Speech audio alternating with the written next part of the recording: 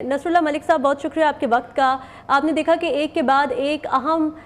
जो सीटें हैं वहाँ से इस्तीफ़े आ रहे हैं। जस्टिस एजाजुल एहसन ने भी आज इस्तीफ़ा दे दिया है और मतीउल्लाह जान साहब ने कहा कि ये एक बड़ी अहम डेवलपमेंट है और आइन और कानून की आज फतह हुई है ये इस्तीफ़ा आने से।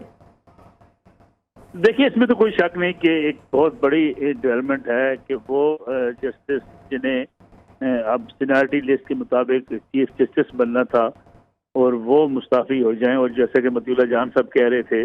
कि उन्होंने ये बेहतर समझा कि अगर कोई ऐसा रेफरेंस उनके खिलाफ सुप्रीम जुडिशल काउंसिल में आ जाता है तो फिर उसको फेस करना उनके लिए ज़्यादा मुश्किल होगा। इसलिए उन्होंने अपने आप को सुप्रीम कोर्ट से अलग करना जो है वो मुनासिब समझा है।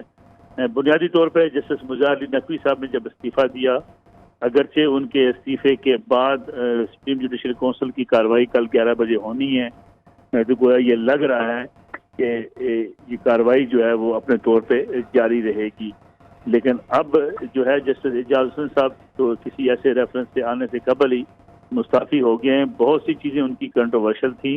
जिसका जिक्र मतीउल्लाह जान साहब कर रहे थे कि आइन और कानून की बालादस्ती। बुनियादी तौर पर जो पनामा केस था उसमें जिस तरीके से साकिब निसार साहब ने या उस वक्त आसिफ सईद खोसा साहब ने जो फैसले दिए, जो रिमार्क्स दिए,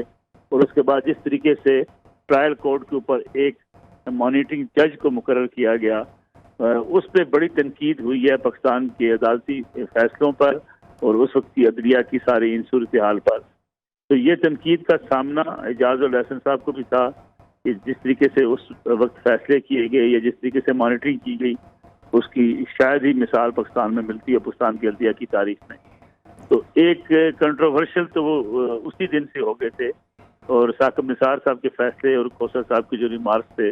उस पर भी मुल्क के माहिरीन कानून ये बात समझते थे कि जिस तरीके से जुडिशल एक्टिविज्म के जरिए सियासी मामलात में सुप्रीम कोर्ट ने मुदाखलत की है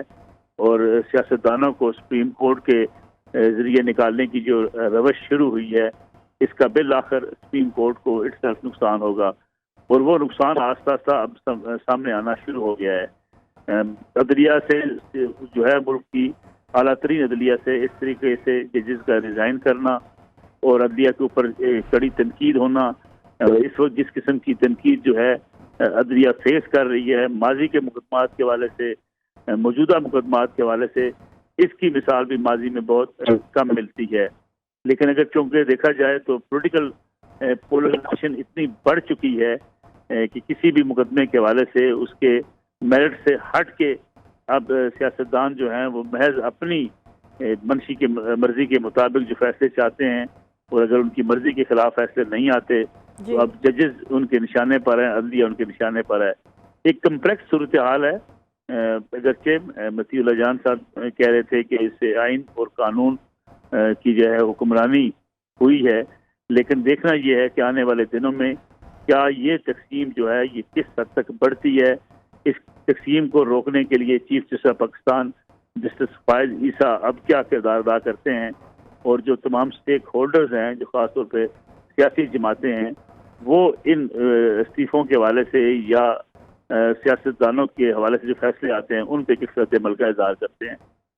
जी ठीक है मलिक साहब।